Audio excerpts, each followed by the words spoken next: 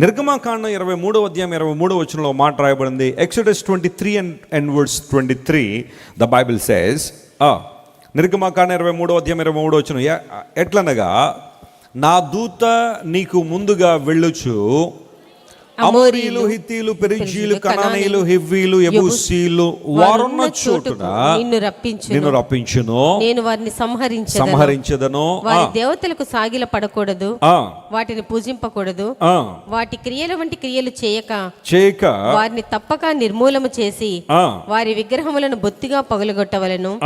నీ దేవుడైన యెహోవానే సేవింపవలెను. 25వ వచనం, నీ దేవుడైన యెహోవానే సేవింపవలెను. అప్పుడు ఆయన నీ ఆహారమును నీ పానమును దీవించును. నేను మీ మధ్య నుండి రోగము తొలగించదను. స్తోత్రం చెప్దాం. హల్లెలూయా. That's a key word that we are meditating upon today. ఏం తొలగిస్తావు ప్రభు నీ దగ్గరికి వస్తే అంటే, కాడిని తొలగిస్తానన్నాడు. రెండవది ఆపదలను తొలగిస్తానన్నాడు. మూడవది నేను నీ మధ్య నుండి రోగమును ఏం చేస్తానో తొలగిస్తాను. ఎందుకోసం అంటే మన దేవుడు యెహోవా రాఫా. హల్లెలూయా. He is Jehovah Rapha. Jehovah Rapha అనగా నేను స్వస్థపరచు యెహోవాను నేనే. దేవుడు తన ఆధిపత్యాన్ని, తన సార్వభౌమాధికారాన్ని, తన సోవరినిటీని బైబిల్లో కొన్నిసార్లు ఆయన బహిర్గతం చేశాడు. ఆయనకున్న పేర్లలో ఒక పేరు యెహోవా రాఫా అనగా స్వస్థపరిచే దేవుడు. నేను నీ మధ్య నుండి రోగమును ఏం చేస్తానో తొలగిస్తాను. ఎంత చక్కని వాగ్దానం ఇది. బహుశా ఉదయకాల సమయంలో ఏదైనా రోగంతో పీడించబడుతున్నామేమో, అనారోగ్యంతో పీడించబడుతున్నామేమో, అనారోగ్యం నుండి విడుదల కోసం ఎన్నెన్నో ప్రయత్నాలు చేసేవేమో, రకరకాల పరిస్థితుల గుండా తిరిగేవేమో. యేసు ప్రభు స్వస్థపరిచేవాడు అని బైబిల్ నిర్ద్వందంగా సెలవిస్తాం. చాలామంది అడుగుతుంటారు, స్వస్థతలు ఉన్నాయా అని. ఖచ్చితంగా ఉన్నాయి. ప్రభు ఏ సమయంలోనైనా మన జీవితంలో ఎలాంటి అద్భుతాన్ని చేయడానికి ఆయన సామర్థ్యం కలిగిన వాడే. యేసు ప్రభు ఎవరిని స్వస్థపరచడు అని కనుక మనం అంటే, ఆయన సార్వభౌమాధికారాన్ని మనం ప్రశ్నిస్తున్నట్టే. క్రైస్ట్ వర్షిప్ సెంటర్లో మనం చెప్పే టీచింగ్ ఏంటో తెలుసా? ప్రార్థన చేయడం మన వంతు, అద్భుతాలు చేయడం ఎవరో వంతు? దేవుని వంతు. Let us pray for healing. Nothing wrong in praying for healing. స్వస్థత నిమిత్తం రోగం పోవడంగా ప్రార్థన చేయడం తప్పేం కాదు. కానీ దేవుడు తన ఉద్దేశానుసారం, తన చిత్తానుసారం దేవుడు మన జీవితాలు ఏమిస్తాడు? ఆయన స్వస్థత ఇస్తాడు.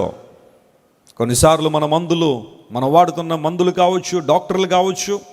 చాలామంది డాక్టర్లు చెప్పే మాట ఏంటో తెలుసా? మేము ప్రజలకు వైద్యం మాత్రం చేస్తున్నాం, కానీ సంపూర్ణ స్వస్థత మాత్రం మా నుండి రాదు అని చాలామంది డాక్టర్లు చెబుతూనే ఉంటారు. ఎంతమంది డాక్టర్లు ప్రతిరోజు కూడా ఎన్నో రకాలైన పరిస్థితులు గుండా వాళ్ళు కూడా వెళ్తూనే ఉన్నారు. వైద్యశాస్త్రం అంతా తెలిసిన వాళ్ళు కూడా అనేకమైన రోగాల బారిన పడుతూనే ఉన్నారు చాలామంది.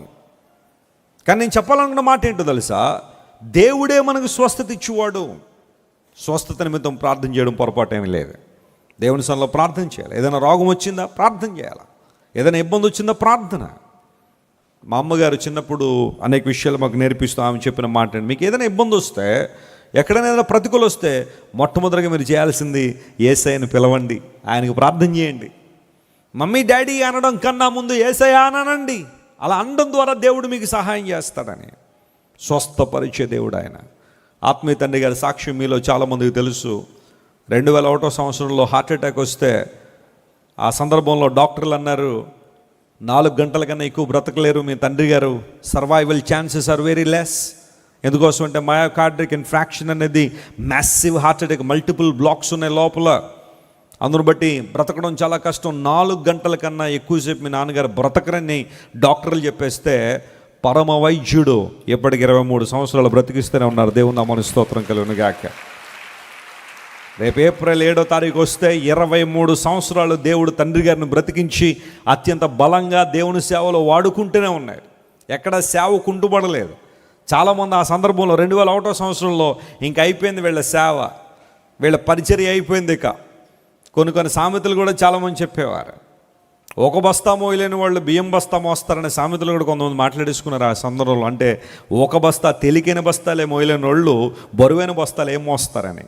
కానీ ఈ రోజున దేవుడు మన పరిచర్యను ఎంతగా ఆశీర్వదించారు అంటే, 4 విధాల 4 శకల అనేక ప్రాంతాల్లో ఎక్కడో చోట అనేక మంది దేవుని సువార్తను విని ప్రభు కృపలో వర్ధిల్లడం చూస్తూ ఉంటే నేను ఎంత ప్రభువును స్తుతిస్తున్నానో. అదొక టర్నింగ్ పాయింట్లా దేవుడు చేశాడు.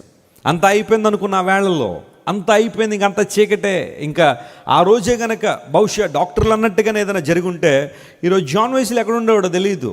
బహుశా మీలో చాలామంది నేను పరిచయం కాకపోవచ్చు, పరిచర్య ఎలా ఉండేదో నాకు తెలియదు. కానీ దేవుడు ఒక అద్భుతం చేయడం ద్వారా ఈ రోజున మా పరిచర్యలో ఒక యూటర్న్ దేవుడిచ్చి అనేక మందికి ఆశీర్వాదకరంగా దేవునికరంగా ప్రభు చేశాడు.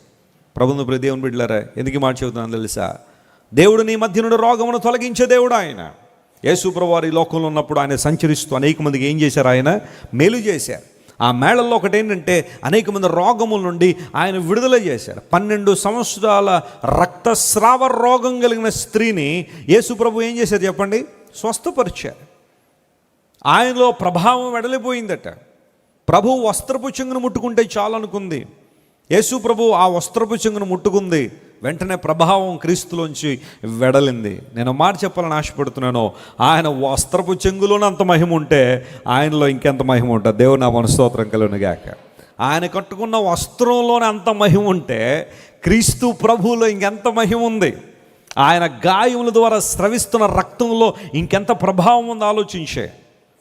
There is fullness of glory and power in his life, in his blood.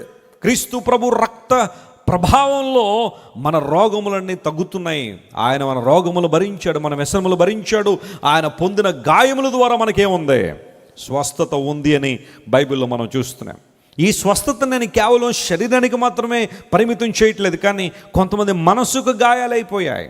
శారీరక గాయాలు కొంతకాలం ఉండి కొంతకాలం తర్వాత తగ్గిపోతాయేమో, కానీ మనసుకు పడిన గాయాలు చాలామంది జీవితాల్లో తగ్గట్లేదు. సంవత్సరాలు గడిచే కొలది, దశాబ్దాలు గడిచే కొలది ఆ గాయాలు ఇంకా వారిని బాధిస్తూనే ఉన్నాయి. కానీ క్రీస్తు ప్రభువును రాగలిగితే నీ హృదయానికి తగిలిన గాయాలను కూడా నా యేసయ్య ఏం చేయగలడు? ఆయన స్వస్థపరచగలడు. My God can heal the wounds of your heart. నీ గుండెకు తగిలిన, నీ హృదయానికి తగిలిన గాయాలను కూడా ప్రభువు మాన్పగలడు.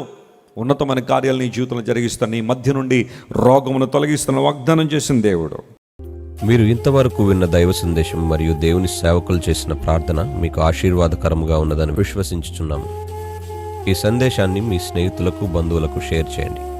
మీకు ఏదైనా ప్రార్థన అవసరత ఉన్నచో మా ఫోన్ నంబర్లకు కాల్ చేయండి. దేవుడు మిమ్మల్ని ప్రేరేపిస్తే విశ్వాసంతో సాగుచున్న ఈ పరిచర్యను ప్రోత్సహించండి. మరిన్ని వర్తమానాలు, పాటలు వినుటకు జాన్ వెస్లీ మినిస్ట్రీస్ అను మా యూట్యూబ్ ఛానల్ను సబ్స్క్రైబ్ చేసుకొనండి. ప్రభువైన యేసుక్రీస్తు కృప మీకు తోడైండును గాక.